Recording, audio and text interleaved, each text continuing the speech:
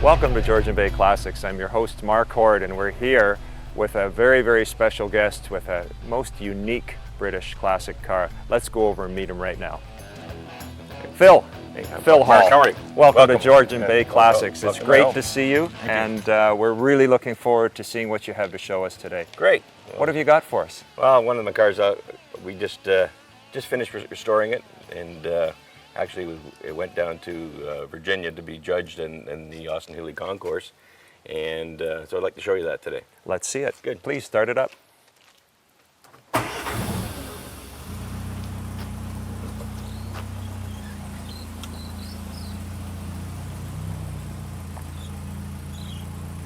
What a beautiful, beautiful car. 1960, Austin Healey, Bug Eye or Frog Eye Sprite. Just tell us about this car, will you, Phil, please? As you said, it's an Austin Healey Bug Eye Sprite, Mark I Sprite. They were made from 1958 till into 1961. This is There's the logo. Yeah. This is one of approximately 50,000 that were produced, and so this car I purchased in St. Mary's, Ontario, and totally restored it over the last few years. Sat waiting to be restored. Other projects took some time, but I originally thought of this car as to be a concourse car. So because it was all original, parts weren't missing, everything that was there was correct. And the thing that really set it off for me is it has the original rubber floor mats. And those rubber floor mats, you know, obviously 60 years old, really deteriorated with the sun and the weather and the wear. So we... Can we have a look at those mats there, Phil?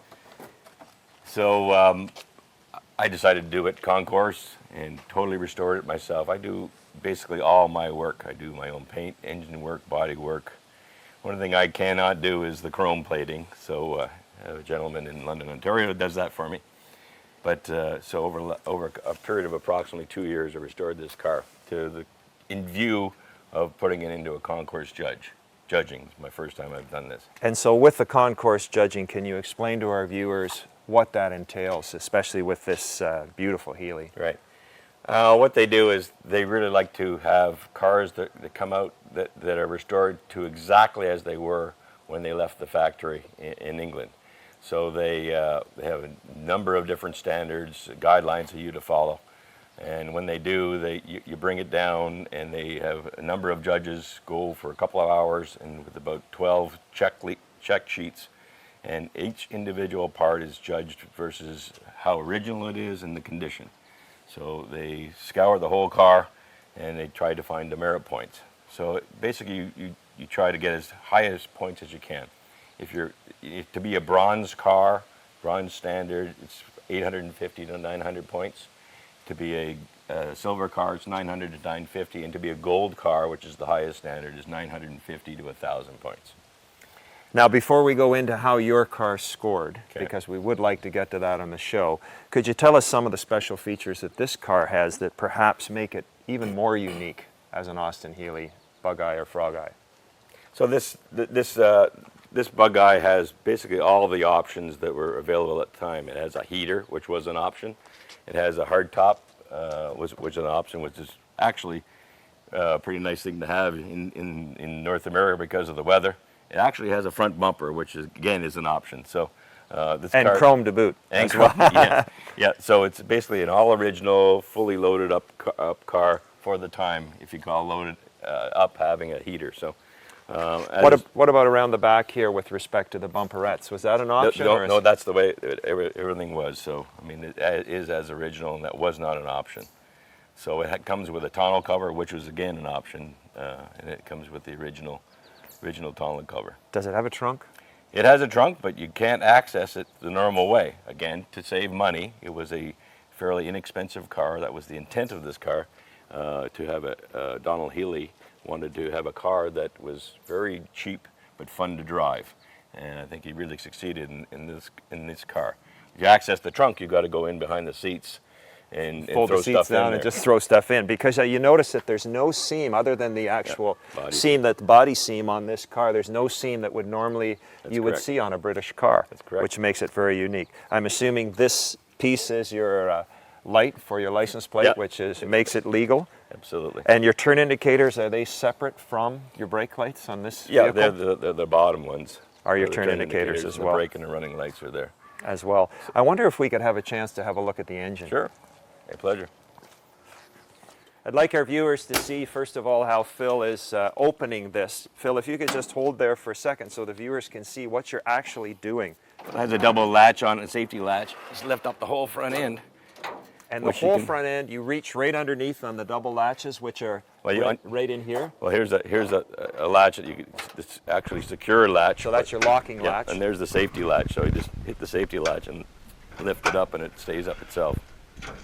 Tell us a little bit about this engine. It's pretty tiny. Yeah, this is the original engine for this car. They actually, when they concourse judge, they check all the numbers on the car, make sure all the date codes and original parts came with it, which was so is with this car. It's a 950cc twin SU carburetor, 1.1 inch, and it's approximately 43 horsepower, whopping horsepower. 43 horsepower. Right.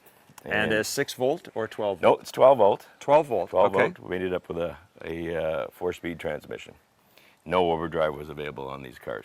So That's a huge rad it's got on it too for that little I engine think as well, isn't it? the shrouding makes it look bigger in the top tank, but it's actually quite small. So and this is your air intake, is it? this is that's the air intake for the heater. For the heater. Yeah, there's the fan blower and actually the optional heater.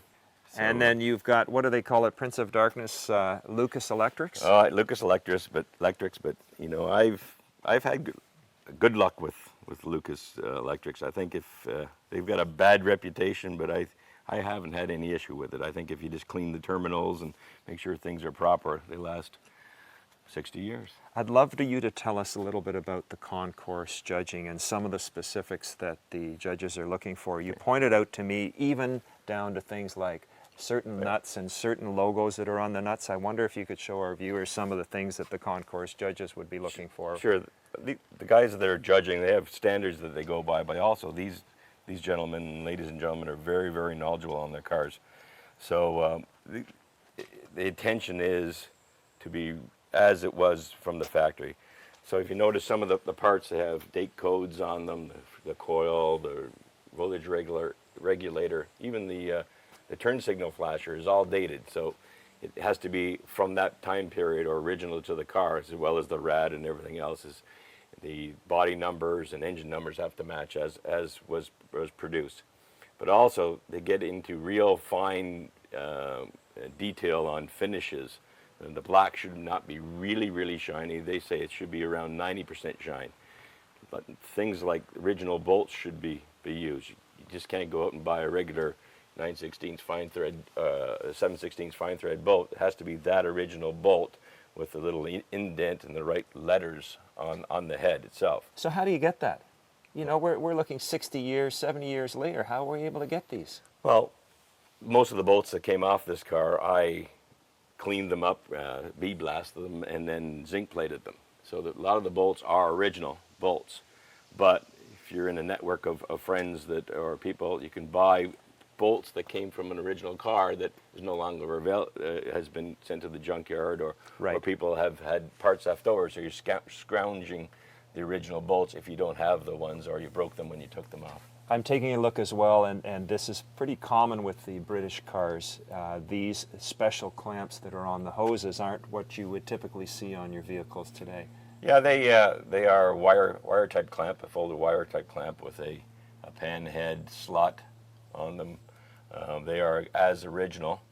They might not work quite as well as the standard gear type clamps that everyone's used to, but they are original, and they do a pretty good job. Can you tell us a bit about this beautiful copper line? Is that? Oh, it's just part of the cooling system. Returns the water back from the heater into the motor, into the rad hose. So. And I don't know if our viewers can see as well that we actually have the number plate right here on the chassis. Right. And that has the VIN number, or is that the number? That's the production number? No, that's the VIN number. And the interesting fact is that those VIN numbers have to be screwed on with a little Phillips head screw. Well, they do. They're not riveted on. You would like think today. they would be riveted like cars of today, but no, it has to be screwed on, so kind of a little anomaly there. You pointed out a couple other things too with respect to the concourse, and I look at your front springs, and I don't know if our viewers can see that there's actual yellow painted marks on those springs down there. Can you just comment on that and why that would be the case? Again, as factory, when they ordered the springs, they had to know what grade of spring or the strength of the spring, so that just indicated that was the spring, the strength of the spring to go into the Sprite. If you notice also, the tie rod ends have a little bit of yellow paint on them. They were painted all yellow and they were dipped in black paint at the factory, but a lot of the times they didn't dip them all the way, so they have a little bit of yellow paint left over. And so little things like that make a difference in a concourse car versus a non-concourse car. And your attention to detail on this vehicle, how did you yourself get the knowledge or garner the knowledge to enable you to, to know about the yellow, to know about the fact that you needed the certain clamps and the certain grade of screws and that sort of thing? I mean, how are you able to I find that out? There's general knowledge of how to restore a car, how to paint, how to rebuild motors and do body work. So that general knowledge I required.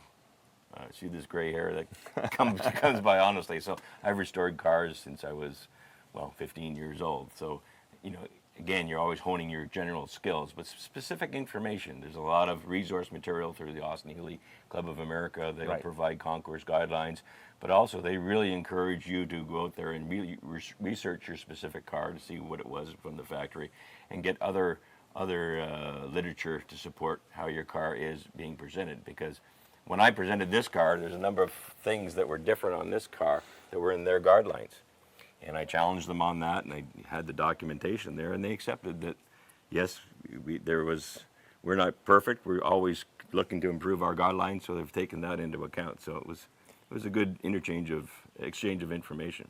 I'm very interested. I wonder if we get a chance to show us some of the gauges and show the interior, but towards the score that you achieved, and we don't want to hear yet about your standard when you were down in Virginia, but tell us a little bit about the interior of this car. It looks pretty simple to me with the gauges that you have in there. Again, it's a standard car. Oh, I failed to mention again, the tachometer was a option on the car, which most people did take. Basic switches with the heater, wiper motor. All those knobs are original knobs that I've restored. And 4-speed transmission. 4-speed transmission. No overdrive. No overdrive. No synchro, I believe, in 60 in first gear. First gear, no synchro. But all the other gears had synchro mesh. Yes, they were. They were. And the non-canceling turn signals that you just got to get used to turning them off when you go around the corner. But a very simple but functional cockpit. I mean, you look again, I look down at the floor and you comment about the fact that this is original, and then there it looks to me like your seat adjustment. All these pieces are so incredibly simple, aren't they? Yep. There's nothing like the features that we have today with our automobiles, with the power seats and the cruise control and that sort of thing. What would a car like this cost back in 1960? Would you have any idea? I'm thinking around $1,300–1,400. Don't quote me on that, but off the top of my head, I think around that. So they were inexpensive to buy, and they were really a lot of fun to bomb around in. Can you give us a sense today how many Austin Healeys there might be in Southern Ontario, first of all, of the bug eye or the frog eye? The bug eye is fairly rare. They were a cheap car when they were new, and a lot of people rode them hard and modified them a little bit. So there's a number of them that are around that have larger motors, later motors in them, a 1275 versus the 950. They've modified the suspensions. So there's a number of those around. I would say a few hundred of them. But to have an original, all original bug eye is pretty rare in Ontario. Pretty rare. So last week you managed to take this down to this conclave of Austin Healey lovers in Virginia, and you said it was Hot Springs, Virginia? Hot Springs, Virginia. Hot Springs, Virginia, and you competed against how many others of this type? Actually, it's not a competition against other people. It's whether you make the standard that you wanted to achieve. So my goal was to be a gold car, and the wildest hope that I had was to hit 980 points. And viewers want to know. Viewers want to know. How did you do? I was actually shocked when they told me that my score was 991.5 out of a possible 1,000. That's unheard of, would you not say? In most restoration vehicles, I'd say standards? It's probably one of the highest scoring bug eyes in North America. Well, listen, I want to congratulate Thank you you. on your restoration and on your beautiful car, and I want to thank you again for being on our show today. It was a pleasure showing it. Thank you, Phil. Thank you. Our pleasure. How about hopping in and starting it up for us again?